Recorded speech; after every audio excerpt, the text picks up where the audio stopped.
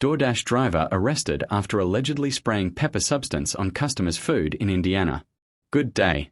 This is Crime Stories, and what I am about to share with you represents one of those cases that makes you question the safety of something millions of Americans do every single day without a second thought: ordering food delivery to their homes. In Indiana, a routine DoorDash order placed late one evening transformed into what authorities are now calling a deliberate act of food tampering that sent 2 people to the hospital. The incident, captured on doorbell camera footage, has resulted in felony charges against a 29-year-old delivery driver who, according to investigators, sprayed what appears to be pepper spray or a similar substance directly onto a customer's meal before leaving it at their door. Good morning, everyone. It's Mark Carden. Family that was involved in the DoorDash pepper spray incident. So my wife is doing better. I surprisingly am doing worse. I've been coughing so bad with my respiratory infection that I'm actually have been missing work. Unfortunately, I had to burn my last couple vacation days due to that, with all my coughing and I guess me breathing whatever, that I have pulled every muscle in my midsection and including around the sides. So I'm going to be going to see my primary care doctor right now to see about, why my respiratory infection is, so much worse, and why every muscle in my midsection is being pulled, probably again from coughing. So I've been asked by a million people, have you gotten a lawyer? Are you going to get a lawyer? No, I don't. I don't know what to do. So I'm posting this video to tell everybody that I am on my way to the doctor, and that if you are a lawyer or you know a lawyer that's willing to help us out in this case, please reach out to me. I'll give everybody an update later when I get back from my primary care doctor and let everybody know what's going on. I'll see you guys later. The accused, Courtney Stevenson, now sits in custody in Kentucky, facing extradition back to Indiana, where prosecutors have filed charges of felony battery and consumer product tampering. But what makes this case particularly disturbing is not just the alleged crime itself, but the explanation Stevenson reportedly gave to detectives when confronted with the evidence against her. Before we continue, please do not forget to like this video and subscribe to Crime Stories. Your support helps us bring you the most comprehensive coverage of cases like this one, cases that demand public attention and accountability. Now, let us examine exactly what happened on that night in Indiana and how a simple food delivery turned into a criminal investigation. The incident unfolded when a couple, whose identities have been protected by authorities, decided to order dinner through the DoorDash platform. It was late in the evening, the kind of hour when many working Americans turn to food delivery services for convenience after a long day. They placed their order, likely scrolling through restaurant options on their phones, making selections from a menu, and confirming their delivery address just as millions of others do across this country every single day. So, how are you doing? Are you Courtney? I am. Hey, I need to talk to you real quick, okay? Come out here for me. Okay. You have your ID on you by chance? I do. Is anybody else here with you, Courtney? No. Just here by yourself? Okay. Do you have an idea while we're here? Probably the thing out of Indiana. Yes, ma'am. That's the reason why you didn't go talk to me. Get your radio turned down. I wasn't able to. I 52, actually Kentucky, had appointment to go see them today.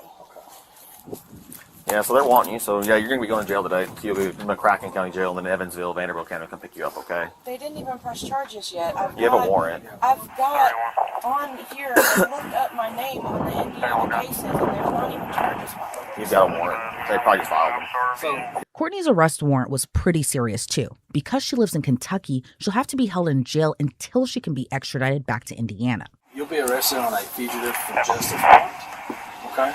You'll be lodged on that. You'll be lodged on that.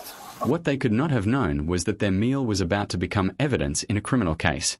According to the investigative timeline pieced together by detectives, Stevenson accepted the delivery order and picked up the food from the restaurant.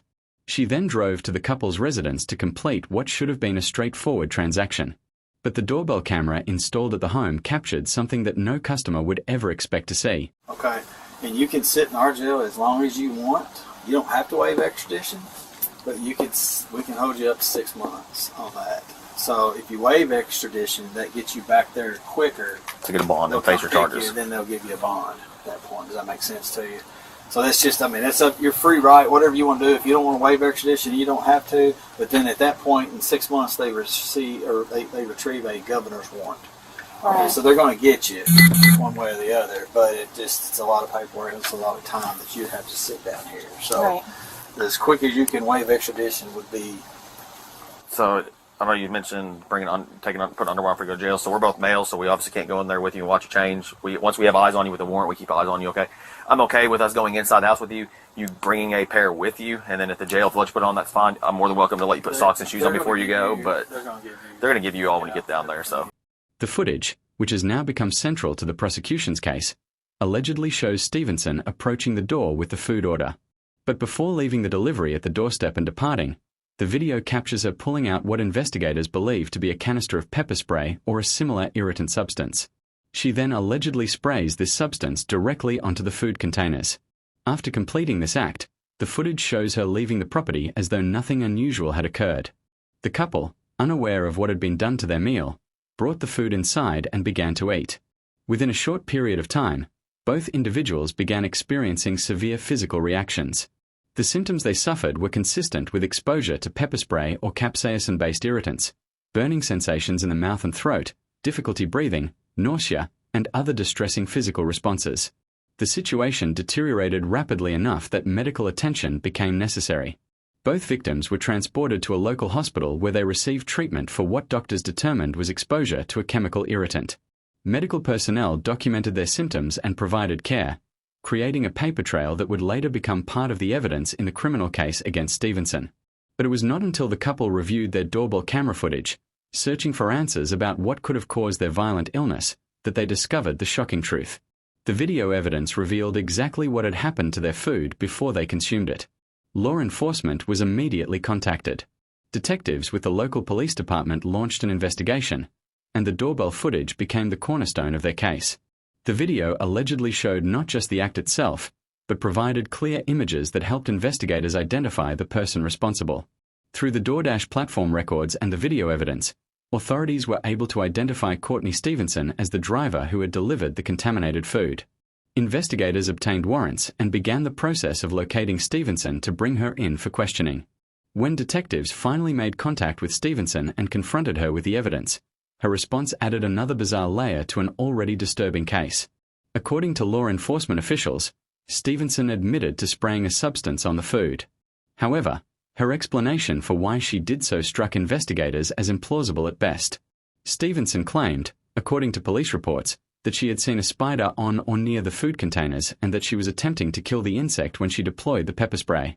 She maintained that any contamination of the food was unintentional and that she was simply trying to eliminate what she perceived as a pest problem. Detectives, however, found this explanation unconvincing for several reasons. First, the doorbell footage allegedly shows a deliberate action directed at the food containers themselves, not the frantic swatting or targeting one would expect if someone were genuinely trying to kill a spider. Second, the use of pepper spray as a method to kill an insect struck investigators as highly unusual and not consistent with how people typically respond to seeing a spider. Third, the amount and manner of spraying captured on video did not support the narrative of a quick defensive reaction against an insect.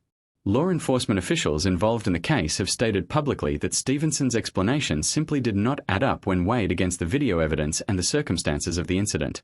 The investigation moved forward, and prosecutors filed formal charges. Stevenson was ultimately located and arrested in Kentucky.